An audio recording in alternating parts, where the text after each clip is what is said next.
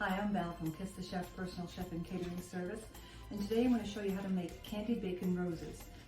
What we'll need for this is a pound of bacon and just the regular slice, not the thick slice. 1 cup of brown sugar, 1 teaspoon of cardamom, and a half teaspoon of freshly ground black pepper. What we're going to do first, is mix these up. Just going to use a whisk.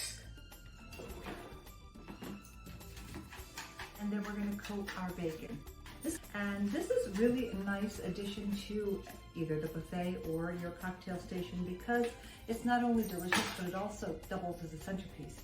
So we're going to take our bacon slices and lay them in on top of the sugar mixture, and we're going to flip it over. Okay, so we're going to make sure this is really nicely coated. We're going to do this with the whole package. So we have a sheet pan with a little foil just to facilitate cleaning, and then we have an oven-safe rack on top of that. This is how we're going to cook the bacon, okay? And you want to, because it's going to be sticky with the sugar, we're just going to give that whole thing a nice spray. All right. And this is how we're going to cook them. This will make it cook evenly on both sides.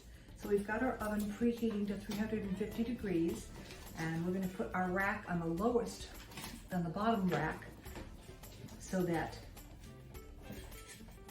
this will be, the bacon will be actually in the middle. So, when I first developed this recipe, I didn't make them into roses, but I'm kind of into the whole fancy schmancy things. So we preheated the oven to 350 degrees, and as I said before, the rack is in the very bottom. We're going to put this in for 20 minutes and let it cook.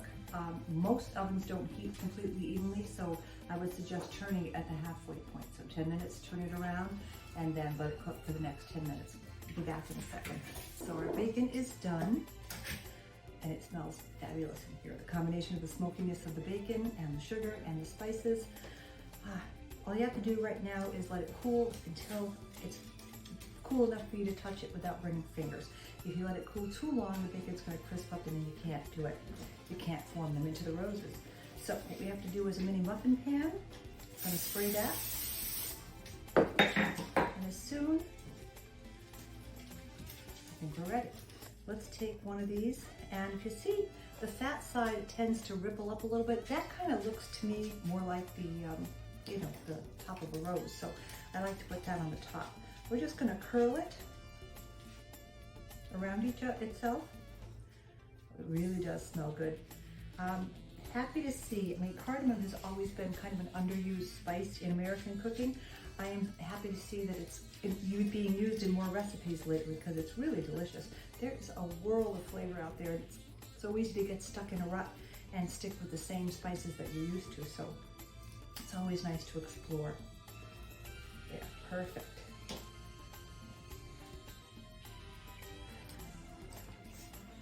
So once we have them formed, we're going to put them in the fridge, maybe half an hour or longer.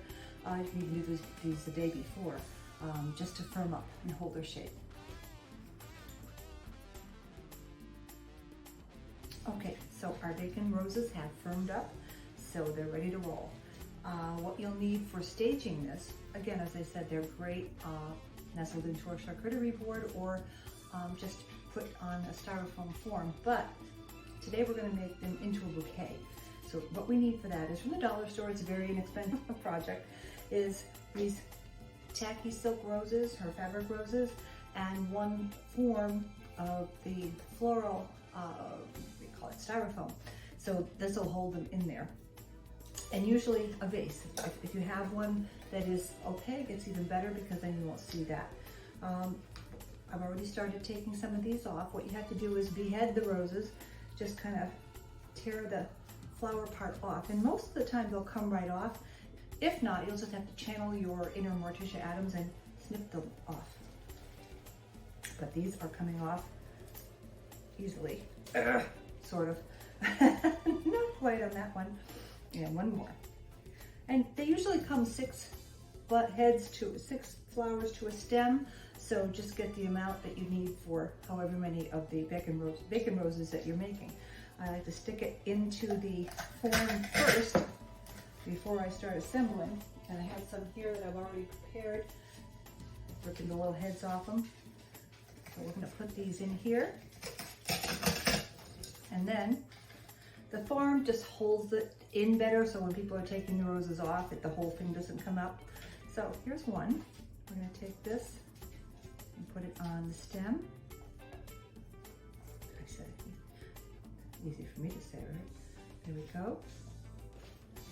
So you can see how they really do kind of look like roses, but much tastier.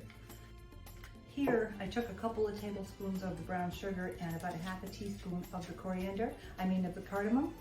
You can use coriander too, that tastes pretty good too. If you wanted to, you can actually, before the roses are cool, you can dip the top in like that, just to get a little extra sugar and spice on there. So that's always a nice touch too.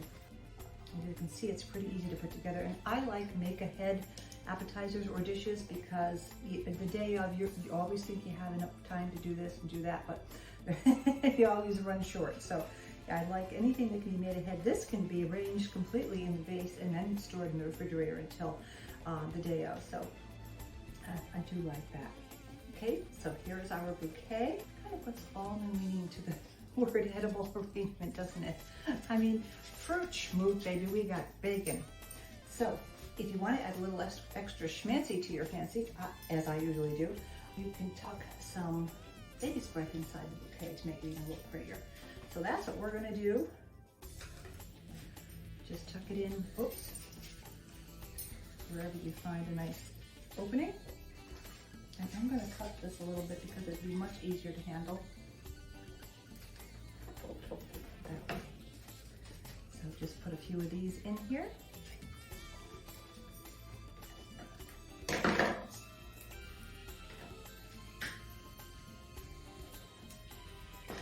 And there you have our completed candied roses bouquet.